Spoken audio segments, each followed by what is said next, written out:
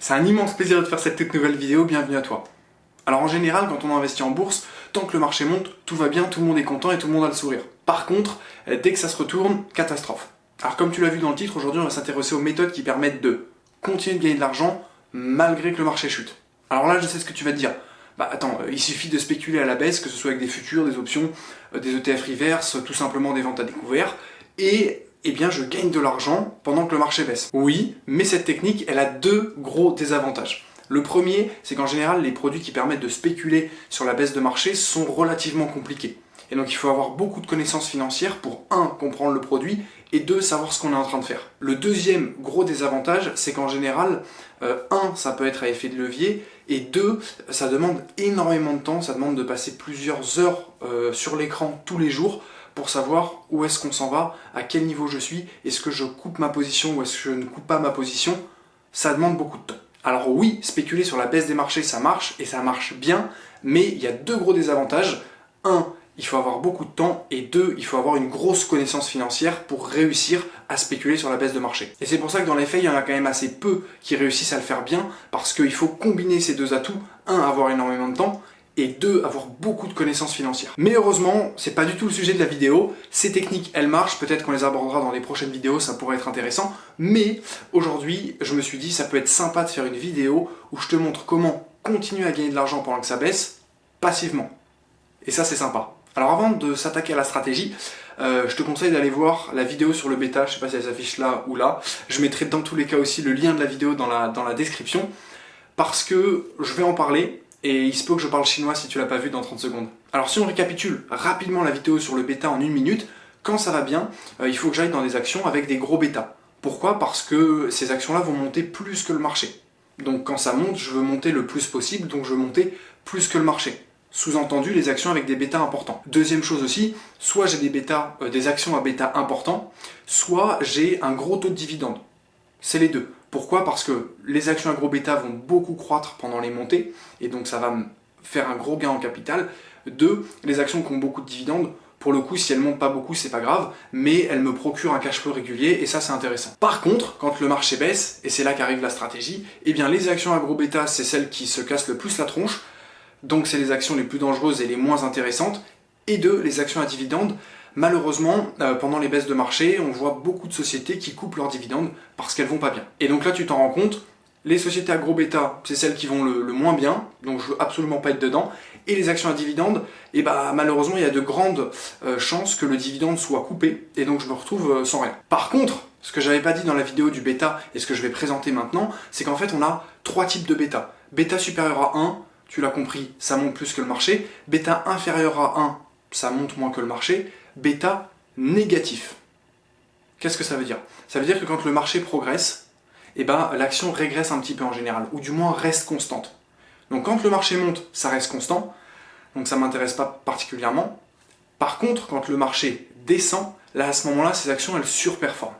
Alors oui, c'est un petit peu bizarre, mais je vais te donner un exemple dans une seconde, tu vas comprendre. Donc si on récapitule, quand ça va bien, bah, je vais être dans des actions à gros bêta et des actions à dividendes. Par contre, quand je sens que le marché se retourne, que la bourse se contracte, que l'économie va beaucoup moins bien, à ce moment-là, je vais changer de position et je vais me diriger vers des actions qui ont des bêtas négatifs. Alors là, tu te poses peut-être la question, attends, mais comment c'est possible d'avoir un bêta négatif? Bah simplement, en fait, c'est des entreprises, des sociétés qui sont contracycliques. C'est-à-dire que quand le marché va bien, elles vont relativement bien, enfin rien à signaler de particulier.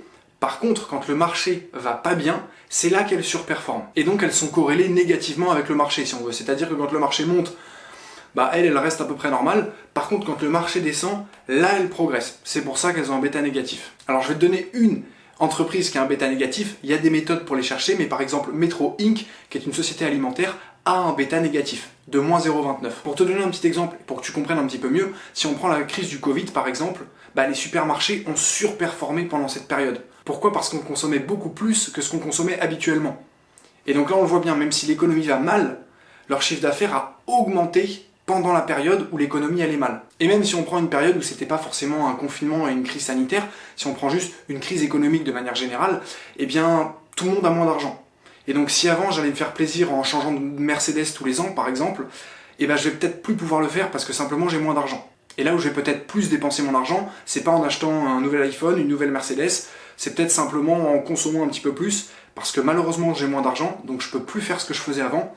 Par contre, consommer un petit peu plus, je devrais toujours pouvoir être capable de le faire. Bref, je pense que tu l'as compris, il y a 3 types d'actions, bêta positif supérieur à 1, bêta entre 0 et 1, bêta négatif. L'idée c'est quand le marché va bien, évidemment je suis dans les bêtas, les gros bêtas. Pourquoi? Parce que les actions progressent vite et plus que le marché, donc ça m'intéresse. J'ai aussi évidemment des actions à dividendes à côté, et je combine ces 2 types d'actions. Par contre, quand le marché se retourne, quand la bourse se contracte, quand l'économie aussi se contracte, et bien à ce moment-là, je veux enlever mes bêtas positifs très supérieurs à 1 et je veux remplacer ça par des bêtas négatifs. Pourquoi? Parce que quand ça va aller mal, je sais que c'est ces entreprises qui vont aller le mieux et qui vont même aller mieux qu'habituellement. Et en fait, je fais des rotations de bêta positif, bêta négatif, bêta positif, bêta négatif, etc., etc. Alors pourquoi est-ce que c'est une stratégie passive? Oui, il faut que tu fasses quelques rotations, mais quand on regarde par exemple des hausses de marché, ça peut très bien durer 5, 8, 10, 12 ans d'affilée, et à ce moment-là, j'ai pas forcément grand-chose à faire. A l'inverse, si on regarde par exemple les crises économiques, même si ça va beaucoup plus vite, en général on est au moins pendant une crise, pendant 1 an ou 2 ans, ce qui veut dire que pendant ce temps-là, pareil, j'ai rien à faire, je suis dans des bêtas négatifs, tout va bien, j'ai pas à regarder les cours tous les jours ou plusieurs fois par jour. Là je sais que dans tous les cas ça va durer au moins 6 mois, au moins plusieurs mois, voire plusieurs années, je suis dans mes bêtas négatifs, tout va bien. Dernière chose, je vais illustrer rapidement la stratégie sur un petit graphique, tu vas voir, ça va être beaucoup plus simple. Allez, c'est parti. Alors si je fais un petit dessin là sur la tablette, tu vas voir, ça va être beaucoup plus clair. Alors en haut, j'ai la valeur de mon portefeuille, ou la performance, peu importe, et ici en bas, j'ai le temps. Si je trace la performance du marché, je vais faire ça de manière simple, crise économique, hop, le marché se reprend, hop, crise économique, et le marché continue de progresser. Je fais ça très simple. Ça, c'est la performance du marché. Si jamais maintenant, je trace la performance des actions à bêta supérieur à 1, ça donne ça. Forcément, les actions qui ont un bêta supérieur à 1 progressent plus que le marché. Donc quand le marché va bien, elles offrent une meilleure performance. Par contre, dès qu'il y a une crise économique, c'est les actions qui chutent le plus. Là, ça recommence, elles montent, donc elles montent plus que le marché. Crise économique, elles descendent plus bas que le marché, etc., etc., etc. Ça, c'est les actions à bêta positif, supérieur à 1. Maintenant, si je m'intéresse aux actions à bêta inférieur à 1, qu'est-ce qui va se passer? Pendant que le marché progresse, elles vont pas faire grand-chose. Par contre, c'est quand il va y avoir une crise économique, quand le marché baisse, qu'elles vont surperformer en général. Après, il ne va pas se passer grand-chose, et dès qu'il y a une crise économique, hop, elles surperforment en général. Et là, tu commences à voir la stratégie. Oui, parce que si je dézoome un petit peu le graphique, et que maintenant je trace la stratégie en jaune, eh bien, quand le marché monte, je veux être dans les actions à bêta positif, forcément, puisque c'est celle qui monte le mieux. Dès que le marché commence à se retourner, là, je vais aller me diriger justement vers ce qui monte, c'est-à-dire les actions à bêta négatif, et donc mon portefeuille, hop, va monter.